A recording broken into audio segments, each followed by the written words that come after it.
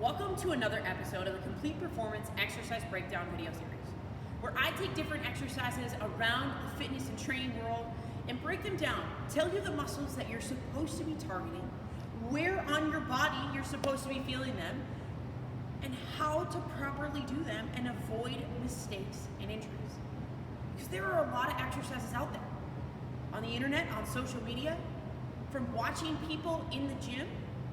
And it's easy to try to do things and to try to imitate our peers and not quite know where or how we're supposed to do them. So today I want to talk about the band pull-through. The band pull-through is a type of hip hinge. It's something that you see people do in the gym and you wonder, what are you doing? You think it's some type of move that should be saved for the bedroom at home, but it really does have a lot of benefits for your posterior chain, which is your back, your glutes, your hamstrings, and your calves. The reason this exercise is so important is because a lot of us feel pain in a standard hip hinge. So hip hinge variations are deadlifts, are good mornings, are single leg RDL variations. And we feel pain because our posterior chain isn't quite strong enough and or our technique isn't quite up to par. So I want to run through the technique of the banded pull through, but first I quickly glossed over where you're supposed to feel this. But when you're doing this exercise, you want to feel it in your glutes or your butt cheeks, your hamstrings or the back of your quads, and to some degree you're going to feel it in your calves and in your low back. Now, if you feel pain, that's something that needs to be evaluated and assessed. And I will give some common mistakes and corrections towards the end of this video.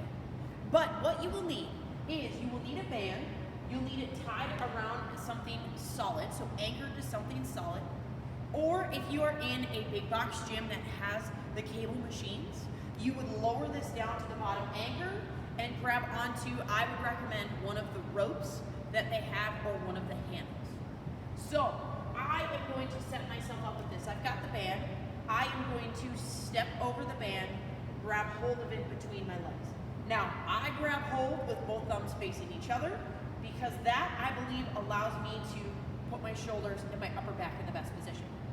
From here, my feet are going to be shoulder width apart, and how I'm going to start this movement is I'm going to push my hips back, back, back, back, reach those hips back. I'm going to get to a point where I don't feel like my hamstrings can go any further. I feel that if I were to push my hamstrings any further, that they might rip or they might tear. Not in a bad way, they just feel, whoop, that's the maximum limit that they can go. From here, I am going to drive my hips forward and through. So, push my hips back, and then drive my hips through. Now, if you are doing this in a banded setup, the further out you go and or the thicker your band is, the more difficult this becomes. So I'm going to take one step out, I'm going to push back, I'm going to let my hands slide back between my legs just slightly, and then I'm going to squeeze my glutes and drive my hips through. Now, some common mistakes with this is, one, the initial hip hinge. So when we push our hips back, we like to also have this tendency to push our hips down. So it becomes more like a squat. We think about pushing our knees forward.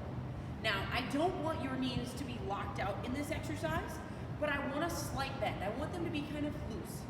But I want you to think that you're pushing your hips back to touch this pole or the machine, the cable machine behind you. You're reaching those hips back, and you want to think that your hip bone is going to stay at that same level.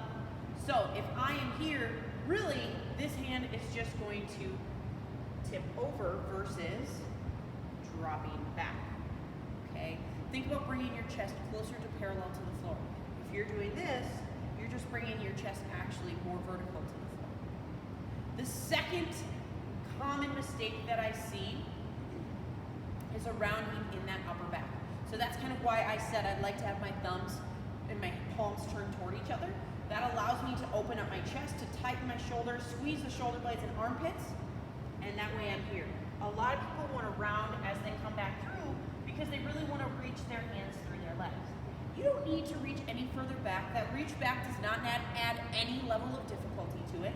So really, I'm gonna keep my shoulders right next to my sides. So I like to think I don't like making multiple trips from the car. So I'm thinking that I have all of my grocery bags. I have everything that I need to carry, and I am not dropping this, so I do not have to make another trip back out. I'm squeezing everything under my arms as tight as I can so that my shoulders stay flat. Now, last but not least is probably the most common mistake, the one where you wonder what people at the gym are doing, is it becomes a very violent hip thrust. You're here, and we really like to thrust things back. Now, I'll turn this way so you can see in that position, my hips come forward, my rib cage comes out, and now I've placed a lot of stress on my low back here. When really, you just want to think that you are bringing your hips back underneath the rest of your body. You're just trying to get back to a standing position. More is not better in this exercise. You want to just envision that you are just stopping up against here. You're bringing your hips back underneath your body, tightening everything back up. So no need to overdo it in that thrust back up. Now, where do we put this in programming?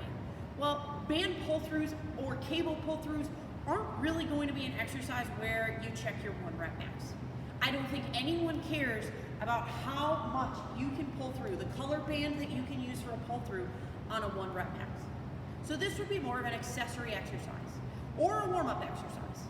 So this would come following your metric-based lifts, your squats, your deadlifts, your lunges, or this would come in a warm-up as a preparation for a deadlift day. What I would recommend is probably somewhere in the 2 to 4 set range, anywhere in the 10 to 15 set or rep range. If you have more questions about how to implement the band pull-through, I'd love to walk you through that in a free strategy call. That link will be posted with this video. If you have more questions about programming, or if you feel pain while you do this, I want to help you. I want to make sure that you have the program that is built for you. Movement should be made for you, and that's a big staple of the programs I put together for my clients. So if you want more information, check out the link in this video about coaching programs, about coaching opportunities that are there for you. Otherwise, stay tuned for more exercise breakdown videos. If you have requests for exercises, please feel free to drop them in the comments or shoot me an email to follow.